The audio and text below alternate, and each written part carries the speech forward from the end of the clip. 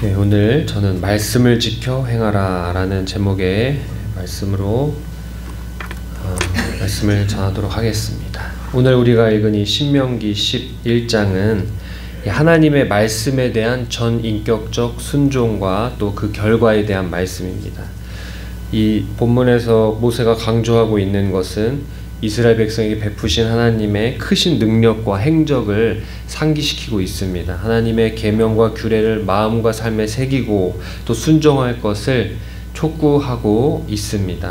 말씀이 단순히 듣는 것에 그치는 것이 아니라 우리 마음에 둬야 되고 또 자녀들에게 가르치고 일상 속에 적용하면서 그렇게 살아야 함을 강조를 하고 있습니다. 또 모세는 말씀에 순종하면 땅에 비를 주시고 또 소산을 얻게 해 주시지만 불순종하면 하늘이 닫히고 또 메마름과 또 멸망이 따를 것이라고 경고하고 있습니다.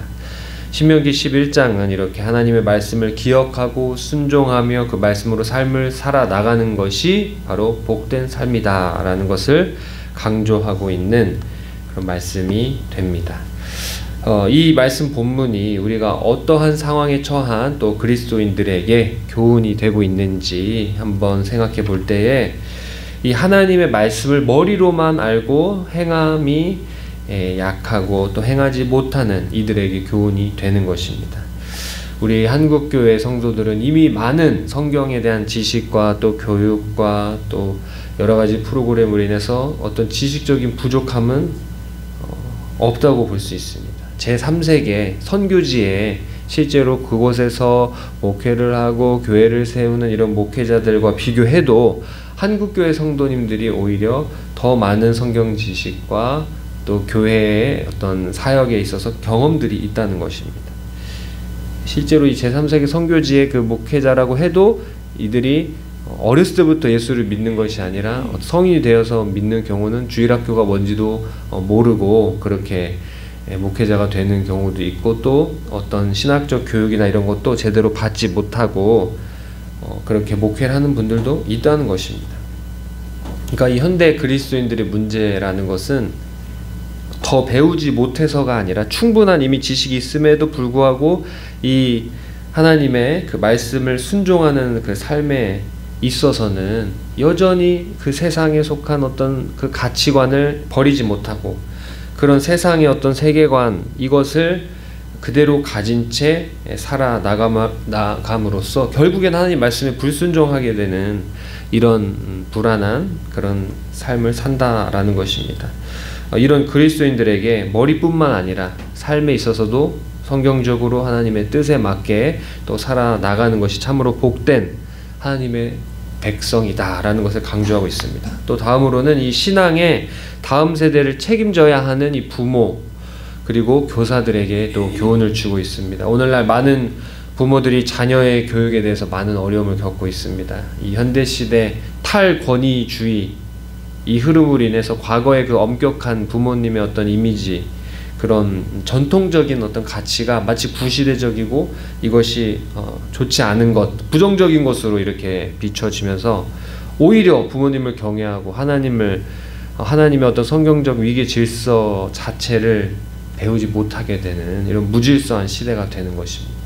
이 신명기 11장에서는 자녀들에게 최고의 교육, 바로 말씀 교육, 하나님을 경외하는 교육임을 가르쳐주고 있습니다. 또 이 믿음의 결단 앞에 서 있는 이런 또 그리스도인들에게 교훈이 됩니다.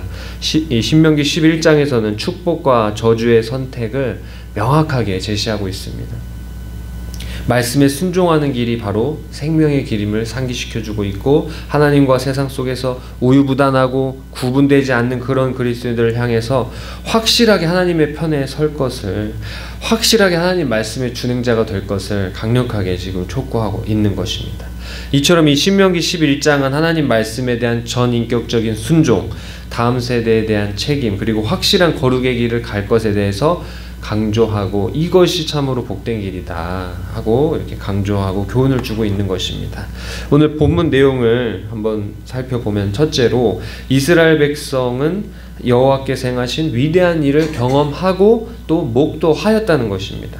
이 모세가 출애굽의 사건을 이스라엘 백성에게 지금 상기시켜주고 있습니다. 이 출애굽 때에서는 이 출애굽 그 당시에 성경에서 전무후무한 그런 하나님의 놀라운 그런 기적들로 가득 차 있습니다. 애굽 땅에 내린 재앙들, 또 홍해가 갈라진 사건, 광야에서 하나님께서 구름기둥 불기둥으로 동행하셨던 것, 또한 하나님 말씀을 거역한 자들이 하나님의 심판을 받았던 그런 사건들, 이 모든 것을 이제 언급하면서 너희들이 바로 이 놀라운 하나님의 역사를 목도하였다라고 이렇게 모세는 말하고 있습니다.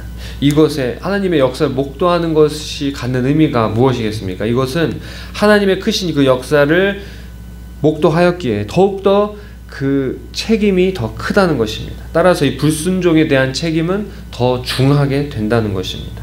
하나님의 구원의 확실한, 하나님께서 구원하신 그 역사는 확실한 사건이었다라는 것을 강조하고 있습니다. 하나님이 모든 그 역사와 민족의 운명을 결정하시는 주권자라는 것을 강조하고 있습니다.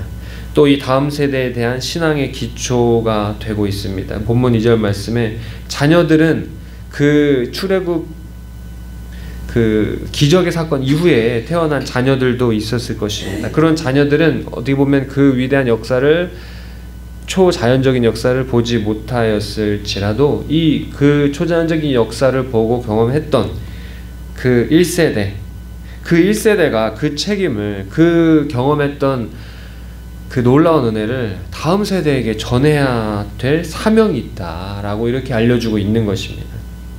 또 이 신앙의 확신과 순종을 요구하는 근거가 된다는 것입니다. 이 하나님의 역사를 목도하였다는 것은 신앙의 확신과 순종이 더욱더 중하게 요구된다라는 것입니다. 이 하나님의 크신 역사를 경험한 자는 이 현재나 또 미래에 있는 불확실성, 불안함, 이 가운데서도 흔들리지 않고, 왜 흔들리지 않겠습니까? 과거에 하나님이 행하신 일을 기억했을 때, 하나님께서 오늘 나의 문제도 해결해 주시고 나의 미래에 대한 이런 어려움도 해결해 주실 것에 대한 확신을 갖게 되는 겁니다. 그래서 결국에는 견디고 인내하게 되고, 또 결국에는 응답을 받는 그런 영적 자산을 가진 자가 된다라는 것이 바로 하나님의 놀라운 역사를 목도한 자들에게 이 갖는 의미가 되는 것입니다.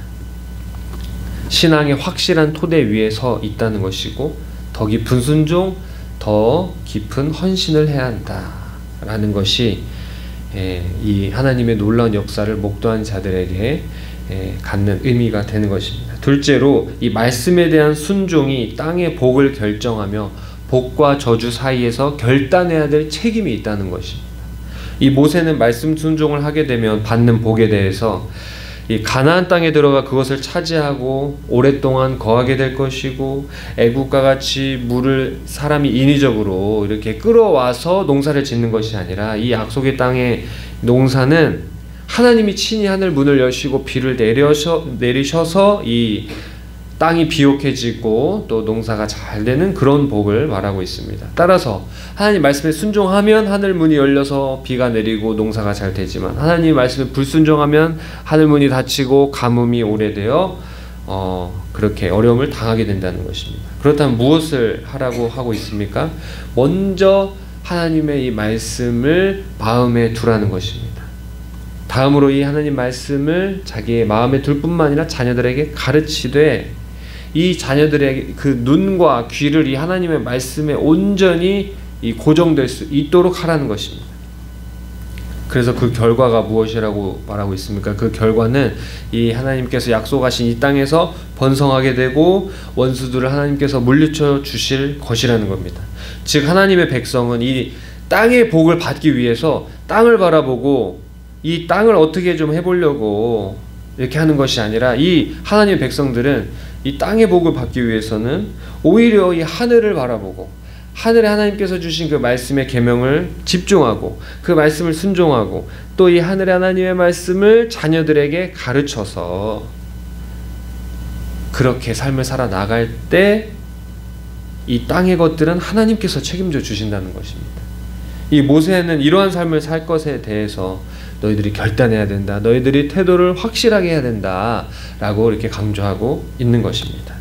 이 신명기 11장의 이스라엘 백성이 이 출애굽의 사건을 통해서 하나님의 크신 역사를 목도하고 체험했고 또 그 사건을 토대로 더욱더 충성된 신앙생활을 해야 했던 것처럼 오늘날 이 신약의 그리스도인들은 온 인류의 궁극적인 출애굽 사건이 되는 바로 예수 그리스도의 십자가의 사건을 우리는 배우고 우리는 알고 있습니다. 이 예수님의 십자가의 사건이라는 것은 전설 속의 이야기가 아니고 어떤 비유적인 이야기가 아니라 실제 일어났던 사건이고 이 역사 그 자체인 것입니다. 성경에서는 천년이 하루 같고 하루가 천년 같다라고 할 때 성경의 셈법에 의하면 2000년 전에 일어난 일은 마치 엊그제 일어난 일과도 우리가 같이 여길 수 있다는 것입니다. 하나님에게 있어서는 마치 그렇게 볼 수 있다는 것입니다. 성자 하나님께서 육신의 몸을 입고 이 땅에 오셔서 백성의 죄를 위해 십자가에 달려 돌아가셨다는 사실과 또 3일 만에 부활하셔서 주의 백성들을 의롭게 하셨다는 이 사건은 그 어떤 기적보다 위대한 기적이고 그 어떤 하나님의 역사보다 더 위대한 하나님의 역사가 되는 것입니다. 이 복음을 듣고 배우고 받고 이것을 진리로 여기고 살아가는 그리스도인들에게는 그에 걸맞는 삶의 태도를 하나님께서 요구하고 계신다는 것입니다. 그렇다면 우리가 이 말씀을 받는 성도로서 어떻게 살아야 되겠습니까? 우리가 우리의 신앙의 태도가 확실해야 된다는 것입니다. 물에 물 탄 듯 술에 술 탄 듯 그렇게 신앙생활해서는 안 된다는 것입니다. 왜냐? 하나님은 우리를 확실하게 사랑해 주셨는데, 명확하게 사랑해 주셨는데, 모든 걸 다 바쳐 사랑해 주셨는데 그 사랑을 받은 우리의 태도가 우유부단하고 이러면 이렇고 저러면 저렇고 그렇게 해서는 안 된다는 것입니다. 그리심산과 에발산, 축복의 산과 저주의 산, 그 사이에서 이 그리스도인들은 말씀에 순종하되 철저히 순종하는 이 그리심산에 서야 된다는 것입니다. 이 그리심산의 신앙의 태도란 무엇입니까? 이 그리심산의 신앙의 태도라는 것은 하나님 앞에 조건을 달지 않는 겁니다. 순종에 대한 조건을 달지 않는 겁니다. 하나님 이렇게 해주시면 내가 이렇게 하겠습니다. 나 이렇게 복 주시면 헌신하겠습니다. 이러한 방식은 그리심산에 서는 태도가 아니라 이것은 에발산 저주의 산에 서는 불신의 그런 편에 서는 것입니다. 나를 위해 십자가에 달려 죽으심으로 사랑을 보여주신 그 하나님, 나를 위해 죽으신 예수님, 그 사랑에 응답하여 내가 말씀에 어떠한 상황과 환경에서도 내가 순종하겠습니다. 내가 죽기까지 내가 예배의 자리를 지키고 예배하겠습니다 하는 신앙 정신으로 우리가 이 땅에서 살아나갈 때 하나님의 나라의 복을 선취하게 되는 것입니다. 이런 복을 받고 누리고 경험하는 저 여러분 되시기 바랍니다. 기도하겠습니다.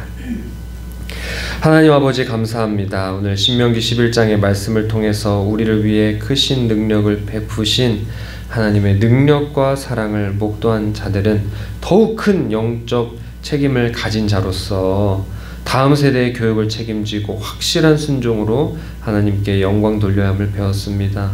오늘 하루 가운데서도 축복의 그리심산과 저주의 에발산 사이에서 그리심산을 선택하고 확실한 순종으로 나아가 하나님이 공급하시고 먹이시고 형통케 하심을 경험하는 모두가 되게 하여 주시옵소서.